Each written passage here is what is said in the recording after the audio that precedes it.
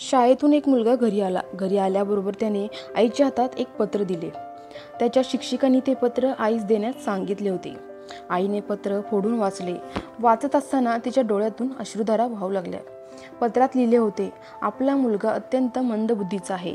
त्याला शिकून काही उपयोग नाही. आपण शाळेतून त्याचे नाव ताबडतोब काढून घ्यावे.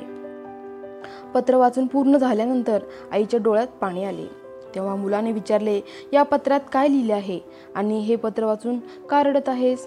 आई डोळे पुसत सांगते, याच्यामध्ये लिहिलं आहे की तुमचा मुलगा खूप हुशार आहे, पण आमचं स्कूल एवढं मोठं नाही आहे आणि आमचे शिक्षकही खूप शिकलेले नाही आहेत. त्यामुळे आम्ही त्याला शिकवू शकत नाही. त्याला तुम्हाला स्वतः शिकवावं लागेल. त्या दिवसानंतर आई एडिसनला घरी शिकवू लागली. तिच्या मार्गदर्शनाखाली तो शिकत राहिला. काही वर्षांनंतर त्याची आई गेली. तोपर्यंत एडिसन हे विश्वविख्यात वैज्ञानिक बनले होते.